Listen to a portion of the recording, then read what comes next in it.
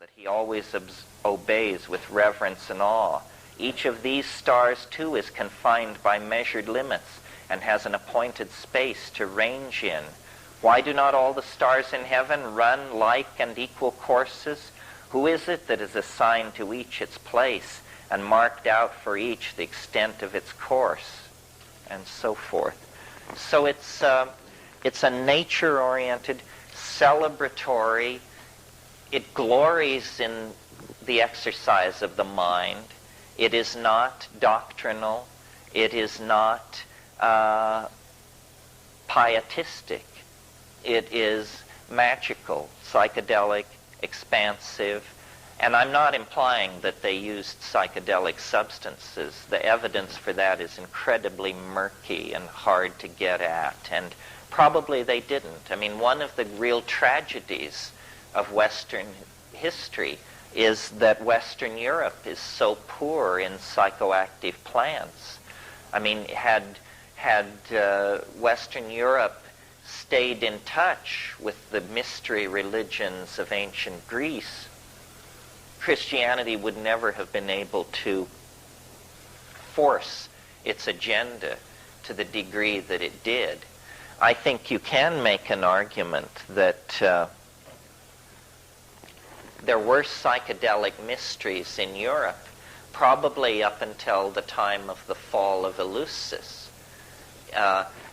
Hermeticism is only one heterodox strain among many that were in existence in Europe in the late Roman period and that then partially survived into the Dark Ages.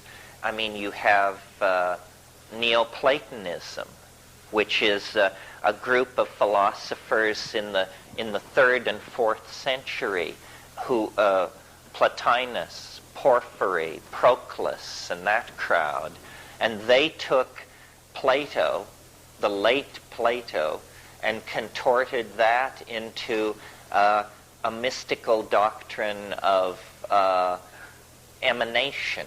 They were what are called emanationists.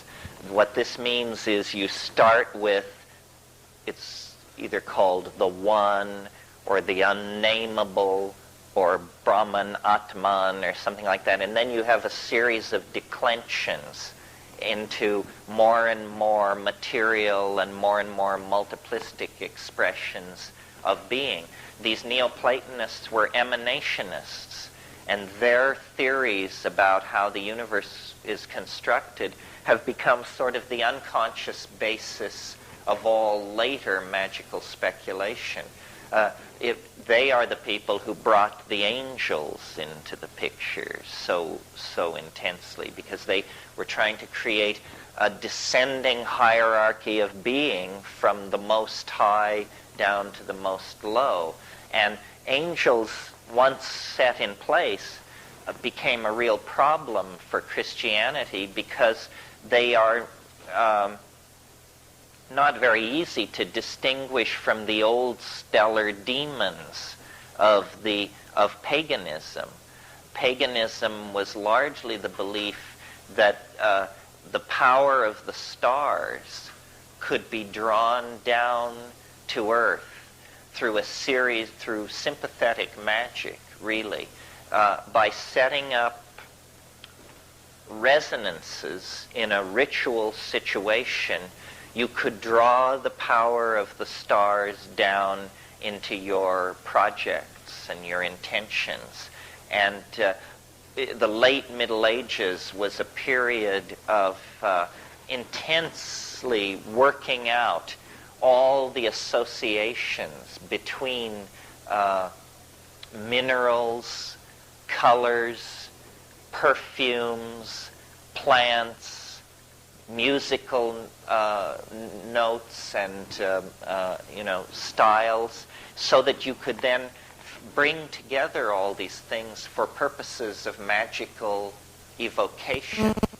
And if any of you are interested in this, the book to read, which will point you toward many other interesting books, is a wonderful book called Spiritual and Demonic Magic from Ficino to Campanella. Some of you may remember Campanella, hell of a fighter. Anyway. Hello?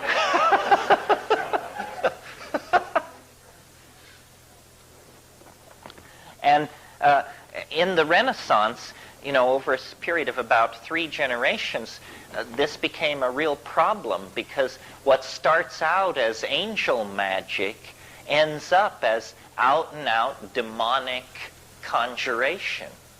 Something which I've noticed my 14-year-old son has an incredibly unhealthy interest in, which I did as well at his age. I hope it's not the family curse coming back.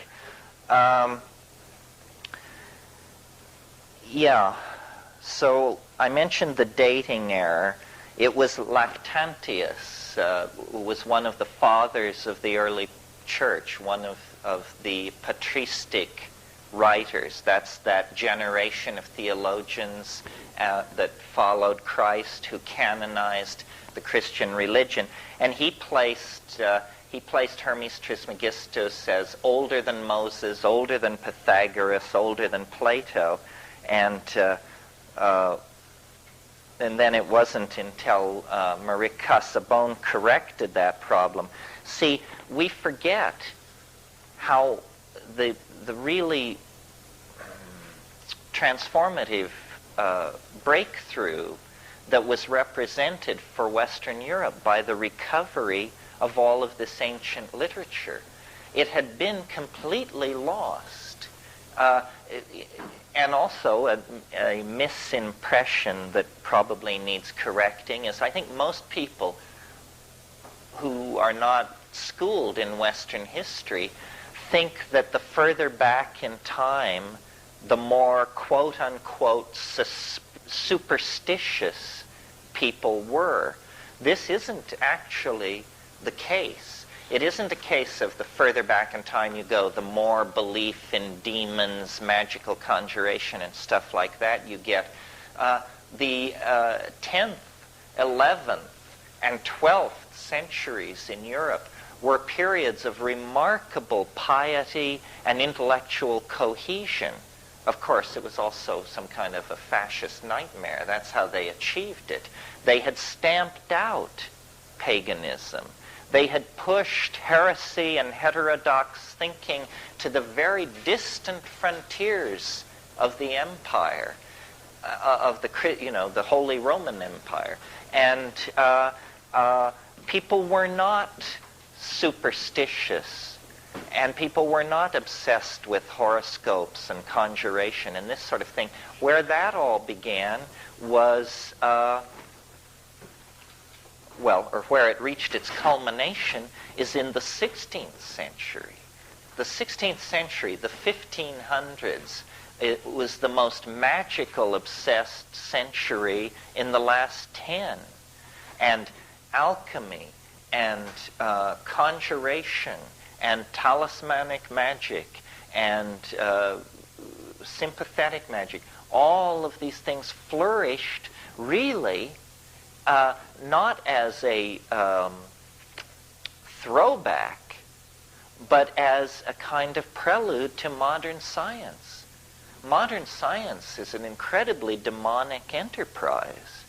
And we will see, as we discuss this stuff, that in a curious and rarely discussed way, the program, the agenda of magical dissidents in Europe have been entirely achieved by the forces of what we call modernity. It's simply that it has been done in an entirely secular metaphor. I mean, if you take even the trivial belief about alchemists, that they were concerned with changing lead into gold. Of course, that isn't what it was about, but there were plenty of con artists running around on the periphery of these deeper scenes who were claiming they could change lead into gold. Well, in the 20th century, we routinely change lead to gold. You do it with neutron bombardment in particle accelerators. And of course, it costs far more to do it than the worth of the gold that you get out. But that really wasn't the point, was it? It was to prove that it could be done. The dreams of creating the